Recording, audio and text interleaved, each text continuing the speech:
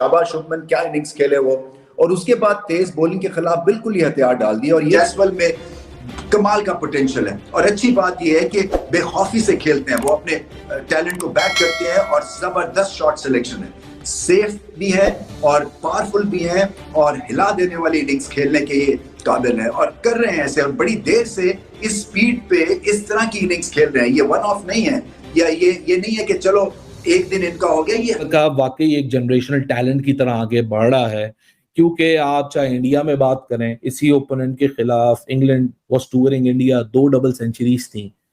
आप उसकी बैटिंग देखो, मैं हैरान होता हूं। मतलब यानी इतना मैच्योर वो लड़के खेलते हैं कि जो काफी अरसे से अपनी टीम से क्रिकेट खेल रहे हो, टेस्ट क्रिकेट बहुत खेल रहे हो या फर्स्ट क्लास क्रिकेट उन्होंने बहुत खेली हो। जायसवाल ने तो नहीं खेली हुई। भारतीय टेस्ट ओपनर जायसवाल का जिक्र पाकिस्तान में क्यों इतना हो रहा है? भारत ने जायसवाल पैदा किया और खासकर जायसवाल जैसे इंग्लैंड के खिलाफ खेले हैं टेस्ट के, कमाल बैटिंग की और उन्होंने बताया कि बेसबॉल नहीं जैसबॉल पॉलिसी चलेगी इंडिया के अंदर। और ये एक नया अंदाज है जो उन्होंने इंग्लिश बॉलर्स की पिटाई करके दिखाया। हम हमेशा बात करते हैं कि आपको थोड़ी अग्रेसिव अप्रोच के साथ जाना पड़ेगा और ये बाकियों में हमें नजर आई।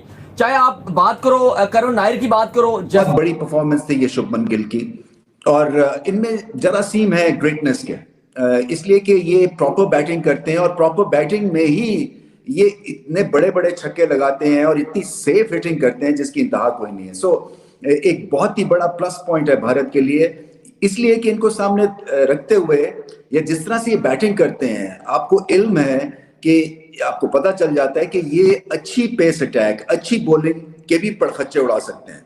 सो उस लिहाज से बहुत ही एक क्लासी एडिशन है और उम्मीद मैं यही करता हूं कि इसी तरह से खेलते रहे। असल में देखिए, जब भारत को बैटिंग पिच मिलती है तो फिर इनका मुकाबला नहीं आप कर सकते, क्योंकि इतना बैटिंग का टैलेंट है कि अगर आप पहले 2-1 जल्दी खिलाड़ी आउट भी कर लें तो एक तरह से बैट्समैनों की फौज होती है और वो जो एक रिलेंटलेस प्रेशर क्रिएट करते हैं खासतौर पे बैटिंग पिचेस पे, वो फिर नकारा कर देती है ऑपोजिशन को।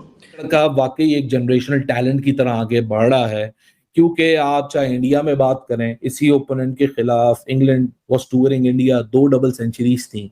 उसके बाद जब यशस्वी जायसवाल ऑस्ट्रेलिया गया, पहले ही टेस्ट मैच में सेंचुरी आई। इंग्लैंड में पहला टेस्ट मैच आके खेला, पहले टेस्ट मैच में सेंचुरी आई। ये लड़का हर जगह पे इम्प्रेस करता है अपने टेम्परामेंट से, अपने स्किल से, अपनी प्रिसीजन से, और सबसे बड़ा how you carry your process into the ground. एक प्रोसेस बाहर है, पिछले टेस्ट मैच के अगर कैनवस में देखूं तो वो प्रोसेस के ऊपर काफी ज्यादा डेंट भी पड़े हैं, क्योंकि यशस्वी जायसवाल जिस तरह कैचेस छोड़ रहा है, चाहे स्लिप हो चाहे गली हो, ऑस्ट्रेलिया से लेके अब तक कोई 7-8 कैचेस तो सिर्फ यशस्वी जायसवाल छोड़ चुका है। सो एक ऑफ द फील्ड प्रेशर भी आपके ऊपर डेवलप हो रहा है in all honesty, but keeping the screws tight when you are encountering England with their interesting tricks in the back. Wicket में तो कुछ नहीं है, ड्यूक का बॉल भी इस साल तब्दील किया गया है। पिछले जो ड्यूक के प्रीवियस टूर आपने देखे, कंप्लेन थी 30-40 ओवर तक बॉल अपना शेप लूज कर रहा था, ये बॉल जल्दी सॉफ्ट हो रही थी। 2025 जो अभी इंग्लैंड जिम्बाब्वे हुआ है, उस टेस्ट मैच से एक नया बैच ड्यूक की बॉल ने निकाला है, उनके मैन्युफैक्चरर्स ने निकाला है कि इस बार वो शिकायतें ना हो, लेकिन उसी किस्म का आपको मामला दिख रहा है कि इस विकेट के ऊपर ऑफ द विकेट और बॉल भी इतनी ज्यादा कोई शेप अप नहीं हो रही। हाँ, सिर्फ एक रिवर्स का चांस जरूर है क्योंकि स्क्वायर ड्राई है, वार्मर डे है, विकेट के ऊपर भी इतना ज्यादा मॉइस्चर घास नहीं है, तो रफनेस आएगी, शायद रिवर्स का फैक्टर आ सकता है।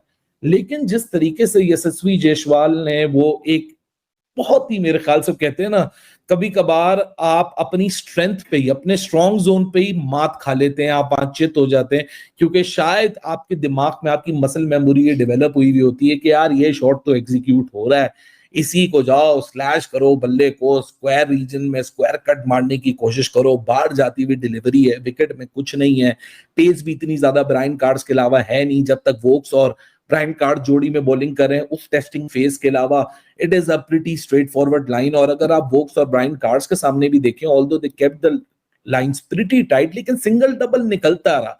ऐसा कोई फेस नहीं आया 5-6 ओवरों का जहां बॉलें England is making the Indian batter smell the leather, या कोई एक ऐसा फेज आ गया जहां किसी को समझ नहीं आ रही, बॉलें ऐसी कान के पास से जन्नातेदार जा रही, ऐसा कोई फेस आपको देखने को नहीं मिला। हमेशा बात करते हैं कि आपको थोड़ी अग्रेसिव अप्रोच के साथ जाना पड़ेगा और ये बाकियों में हमें नजर आई।